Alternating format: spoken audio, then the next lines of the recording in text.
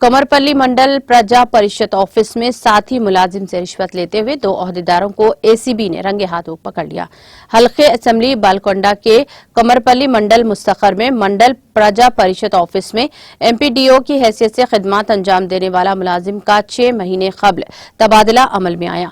संतोष रेड्डी, जो इस वक्त कमरपल्ली एमपीडीओ के तौर पर काम कर रहे थे, अपने साथी मुलाजिम की सर्विस बुक को दूसरी जगह भेजने के लिए इस सिलसिले में मुलाजिम से रिश्वत तलब किया।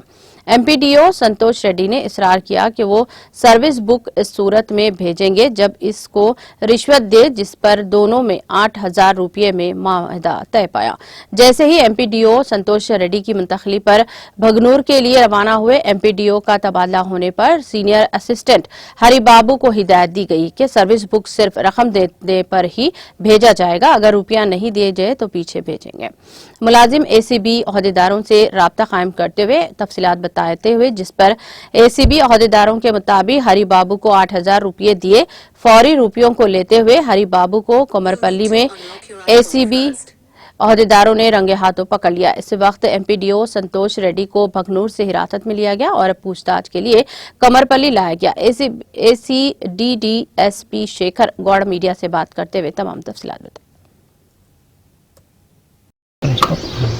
మాకు ఇక్కడ నుంచి బాగయ్య అనే అతను ఒక గతంలో ఇక్కడ ఎంపీఓగా పనిచేశారు ఒక 4-5 నెలల క్రితము. తర్వాత ట్రాన్స్ఫర్ అయ్యి ఇందల్వాయికి వెళ్ళారు. ఆ తర్వాత చందూరులో ఆయన అటాచ్డ్ డ్యూటీలో ఉన్నారు.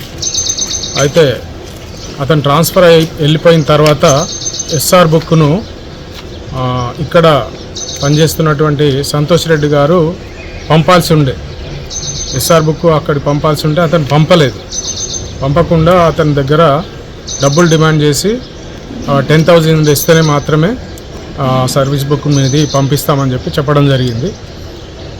దాని తర్వాత అతను వచ్చి అడిగాడు, 2-3 సార్లు అడిగారు, అది పంపించండి అంటే లేదు, మీరు డబ్బులు ఇస్తేనే పంపిస్తాము, మీకు వేరే బిల్స్ కూడా చాలా వచ్చినాయి, ఆ బిల్స్లో అయినా ఇవ్వచ్చు కదా అని కూడా అడిగారు ఆయన.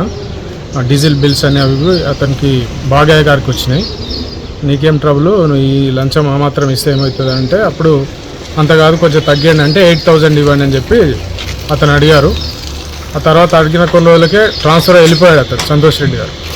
ఇతను అనుకున్నాడు, బాగా అనుకున్నాడు, అతను వెళ్ళిపోయాడు కాబట్టి సర్వీస్ బుక్ ఖచ్చితంగా మళ్ళీ ట్రాన్స్ఫర్ వెళ్ళిపోతుందిలే, అవసరం లేదు డబ్బులు ఇవ్వడం అనుకున్నాడు. కానీ ఇక్కడ పనిచేస్తున్నటువంటి హరిబాబు గతంలో అతను చెప్పడం జరిగింది, ఇతను డబ్బులు ఇస్తేనే సర్వీస్ బుక్ పంపించు అని చెప్పేసి హరిబాబుకు అతను ఆదేశాలు ఇచ్చి వెళ్ళాడు.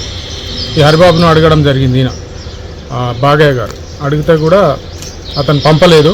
సంతోష్ రెడ్డి గారు చెప్పారు ఏంటంటే డబ్బులు ఇస్తేనే పంపిస్తామని చెప్పేసి చెప్పడంతో అతనికి ఎటు ఏం చేయాలో అర్థం కాక మమ్మల్ని సంప్రదించడం జరిగింది. తద్వారా మేము ఈరోజు అతను డబ్బులు ఇస్తుండగా పట్టుకోవడం జరిగింది. తద్వారా ఆ 8,000 సీజ్ చేసి వాళ్ళిద్దరు సంతోష్ రెడ్డి గారిని కూడా అక్కడ బిక్నూరులో ఉన్నారు, అతను కూడా అదుపులో తీసుకోవడం జరిగింది. ఇక్కడ హరిబాబును రెడ్ హ్యాండ్గా పట్టుకోవడం జరిగింది.